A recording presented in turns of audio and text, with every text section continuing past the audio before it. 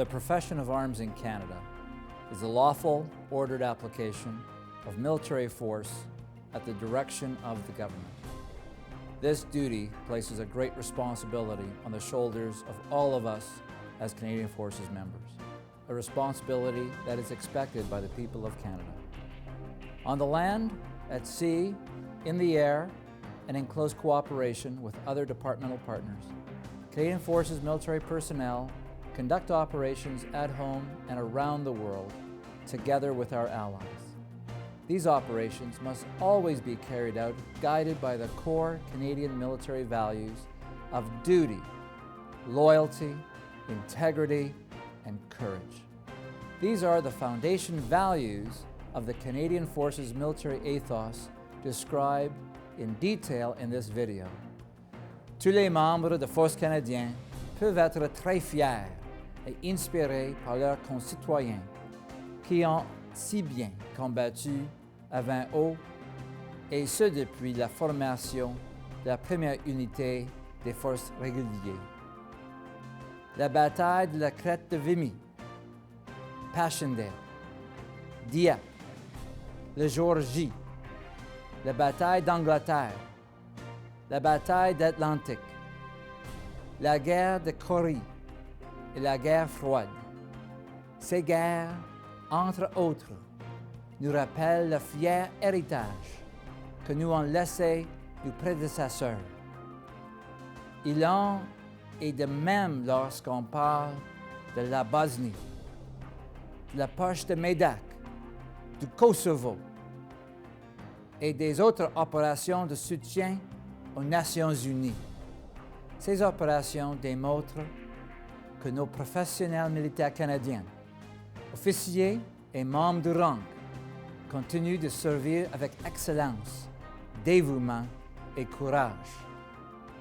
Afghanistan is the greatest test of our profession and the Canadian Forces since the Korean War. We in the profession of arms are meeting that challenge. The Afghanistan campaign represents an extended conflict which calls forth the highest standards of professionalism. Ceci est la base du leadership professionnel militaire sur lequel nous dirigeons, motivons et permettrons à nos subordonnés d'accomplir leurs tâches. Le leader senior a comme responsabilité additionnelle de développer nos capacités institutionnelles afin d'assurer le succès de la mission. Nous aurons dans le futur d'autres défis dont la forme reste à jamais difficile à prédire ou à anticiper. C'est pourquoi nous devons nous concentrer à préserver notre vocation professionnelle. For my part, as the head of the profession of arms in Canada, I commit to safeguard our profession. I share this important responsibility with my flag and general officers. De votre côté, à titre de professionnel militaire canadien, vous devez constamment vous préparer, autant mentalement que physiquement, par de l'éducation, de la formation, de l'expérience et de l'auto-perfectionnement au cours de votre carrière. En dernière analyse, rappelons-nous que les impératifs sont clairs. Nous allons tout servir avec honneur.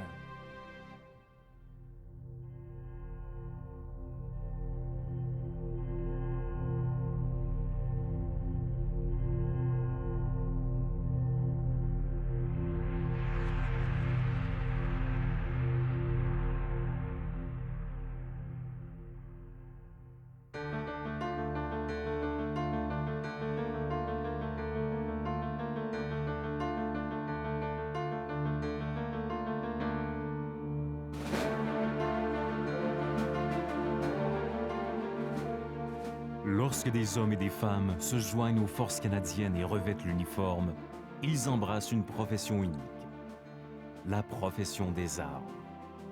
Ils demeureront toujours des citoyens.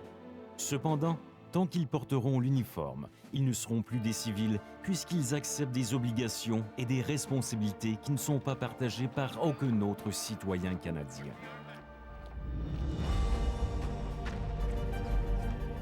Ces Canadiens, hommes et femmes, ont accepté la confiance spéciale que leur accorde notre pays. Ils puisent inspiration et courage dans les réalisations de ceux et celles qui les ont précédés, dont ils partagent fièrement l'héritage, les coutumes et les traditions. La profession des armes possède certains traits communs avec les professions civiles. Pour les militaires, l'acquisition d'un ensemble systématique de connaissances spécialisées se fait par l'instruction, l'entraînement et l'expérience.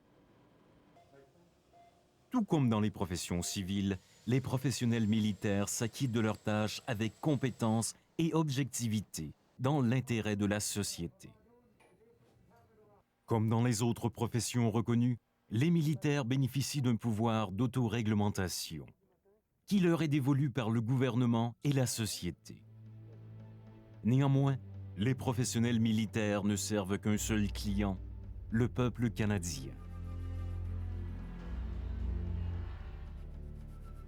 La profession des armes se distingue de façon unique par le service avant soi-même.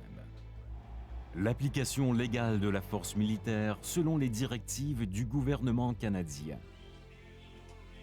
Et le fait que les membres acceptent de s'exposer au danger, au risque d'y perdre leur vie. Cela nécessite la formation, à tous les niveaux, de leaders exceptionnels capables d'exercer une influence sur l'espace de combat. Les professionnels militaires canadiens effectuent un large éventail de missions et de tâches. Tout en maintenant la souveraineté nationale et la sécurité sur le continent, les forces canadiennes sont appelées à aider et à protéger les Canadiens lors de désastres naturels et de situations d'urgence. Sur la scène internationale, les forces canadiennes soutiennent des objectifs canadiens en matière de politique étrangère, tels la protection des droits de la personne et le soulagement de la souffrance humaine. Une des tâches les plus difficiles et les plus dangereuses des forces canadiennes consiste à intervenir dans les États non viables, tels l'Afghanistan, dans le but de promouvoir la stabilité internationale. We are empowered to use lethal force in the accomplishment of our mission.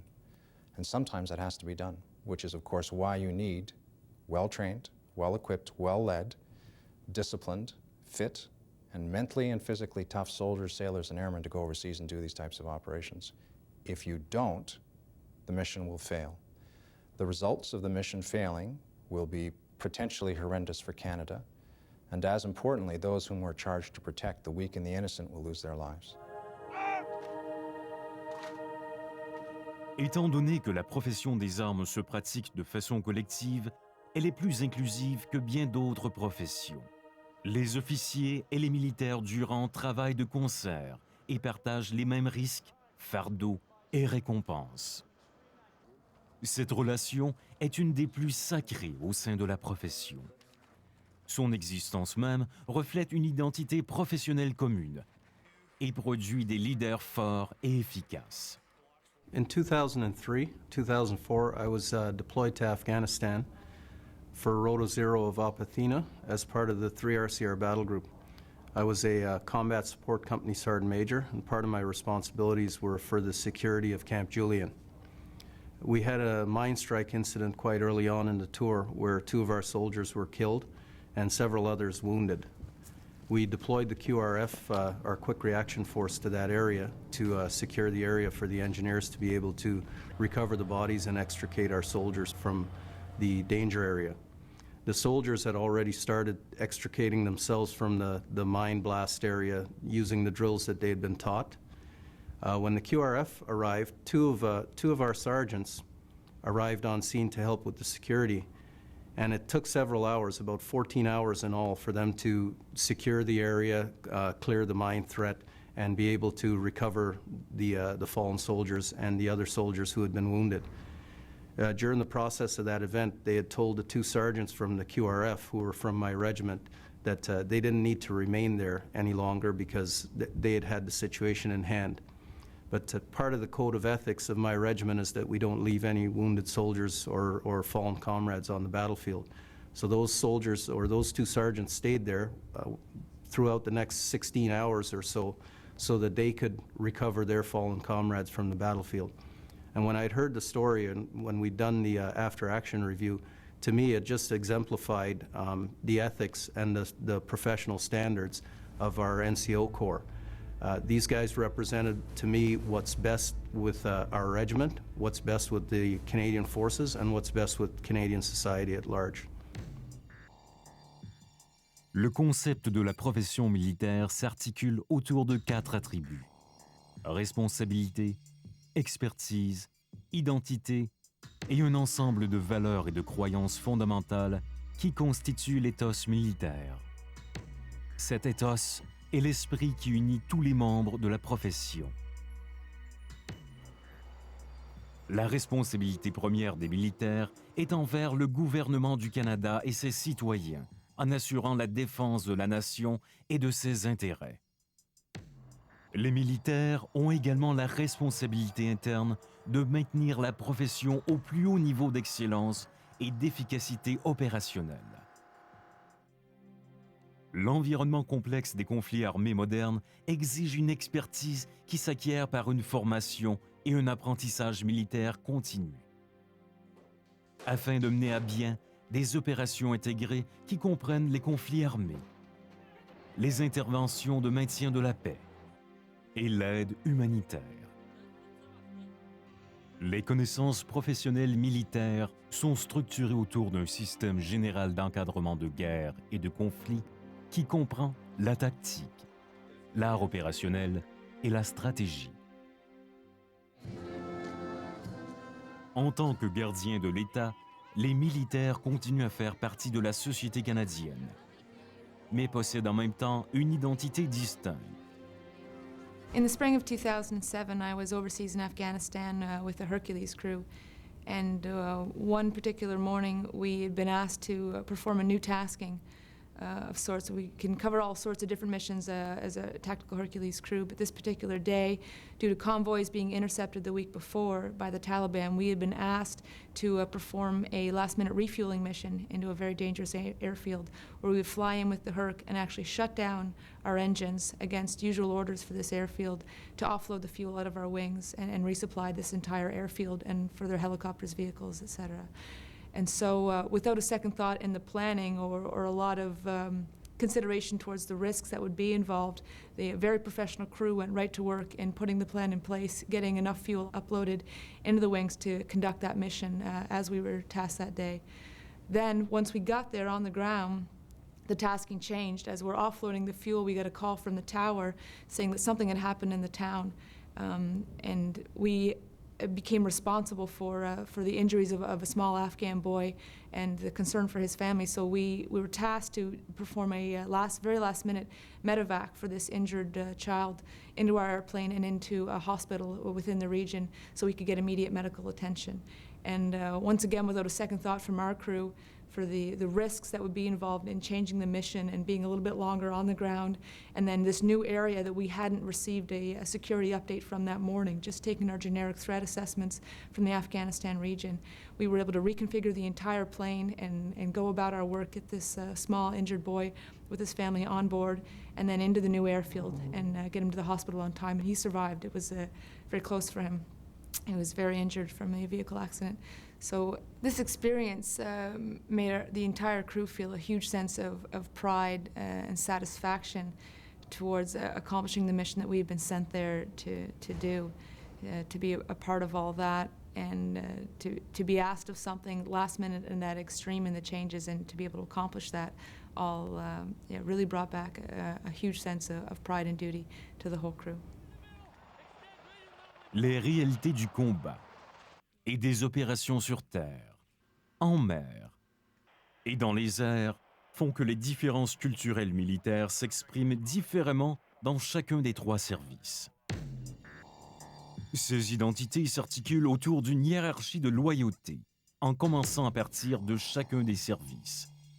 jusqu'aux forces canadiennes. Et enfin, envers le gouvernement du Canada et à la primauté du droit. L'éthos forme et guide la conduite et sert à définir les responsabilités. Cet éthos veille à ce que la force soit toujours exercée en ayant recours à un jugement professionnel solide. Les croyances et les attentes au niveau du service militaire exigent que toutes les personnes en uniforme acceptent un contrat de responsabilité illimité, un esprit guerrier honorable et l'entendement que les officiers et les militaires du rang, engagés dans une discipline individuelle et collective, sont des éléments fondamentaux des croyances militaires. Ces croyances sont indispensables à la survie des militaires dans des milieux où règne la peur, la fatigue, la confusion et le danger. La profession des armes incorpore des valeurs canadiennes fondamentales, telles le maintien du droit, les principes de la démocratie et la subordination à l'autorité civile. L'éthos militaire requiert donc que la profession des armes demeure fortement liée à la société canadienne. Ce lien est particulièrement évident lorsque l'état-major supérieur consulte des politiciens et des fonctionnaires civils lors de l'élaboration de politiques nationales en matière de sécurité, un processus fondamental des relations civilo-militaires au sein d'une démocratie constitutionnelle. 4 valeurs militaires fondamentales se trouvent au centre de l'éthos militaire. Le devoir, la loyauté, l'intégrité et le courage. Le sens du devoir est à la base de tout ce que font les professionnels militaires. Le devoir guide les décisions les plus difficiles. Au cours de la mission d'appui de l'ONU au Rwanda, les équipages canadiens de Hercule ont fréquemment décollé et atterri à l'aéroport de Kigali sous le feu de mortiers et d'armes légères. Leur sens du devoir leur a permis de livrer aux Rwandais les approvisionnements humanitaires dont ils avaient désespérément besoin. When the mission was ordered to be cut from 2,500 to 270 soldiers, General Dallaire basically wanted volunteers to stay on the ground. One evening he called me into his office and he told me that, because I had a wife who was pregnant at home, I had a 3-year-old child, I had a 1-year-old child, that if I wanted to, I could leave. And I told him absolutely not. As long as you're here, I will remain here. And I certainly felt that it was my duty, and I would have felt that I was deserting to have left him regardless of personal considerations. That's one of those few times, or one of those times in your career where you do have to put your family second to the mission. And in this case, it was a life or death situation for him, for the rest of my friends and comrades, for the people in Rwanda who were depending upon us. And that's one where I had to put personal considerations aside and put the mission first. And I've never regretted that decision, actually staying in Rwanda. It cost me a lot in physical health, it cost me a lot in psychological health, but at the end of the day, I think I have a sense of satisfaction that I did my job. And that's the ultimate reward for a soldier. La loyauté militaire s'applique au devoir, à l'allégeance personnelle envers le Canada, à l'engagement envers le maintien du droit et au dévouement envers ses camarades. La loyauté soutient les militaires durant les périodes difficiles. Au cours de l'opération de récupération de l'avion de la Swissair, au large des côtes de la Nouvelle-Écosse, des marins de tout grade ont insisté pour accomplir leur devoir, en dépit des occasions de repos qui se présentaient à eux. Leur loyauté envers leurs camarades exigeait qu'ils partagent et accomplissent des tâches accablantes au niveau émotionnel. L'intégrité militaire exige des membres de la profession des armes du Canada un engagement indéfectible envers les principes et les obligations morales. Chaque membre doit être responsable de ses actes, sans égard aux difficultés physiques, aux risques, au succès ou à la popularité. Chacun doit faire preuve de volonté, de résilience et de détermination à ne jamais abandonner. La profession canadienne des armes accorde une grande importance au courage, à la fois physique et moral. Le courage est nécessaire et respecté par les militaires. Travaillant sous la contrainte de leur mandat de l'ONU dans l'ancienne Yougoslavie, les militaires canadiens ont dû affronter une résistance agressive et des horreurs indescriptibles. Le courage physique et moral a soutenu les soldats canadiens au cours de l'échange de feu dans la poche de Medak en Croatie, tandis qu'ils assuraient la sécurité de la région pour prévenir d'autres nettoyages ethniques. En Afghanistan, une combinaison complexe d'opérations de combat et de stabilité en vue d'établir une société démocratique exige quotidiennement un courage du plus haut niveau. Au sein des forces canadiennes d'aujourd'hui, le service professionnel peut se résumer par 3 mots chargés de sens. Servir avec honneur. En répondant à l'appel de la profession des armes, les militaires canadiens doivent se montrer à la hauteur des attentes publiques et faire preuve d'un comportement constant et exemplaire au plus haut degré. Ils doivent se comporter de façon à refléter les valeurs et les croyances de leurs concitoyens. En adoptant l'éthos militaire, ils satisfont à ces attentes en plus d'atteindre l'excellence au sein de leur domaine d'expertise et de relever des défis complexes de l'avenir. Et l'honneur est leur récompense.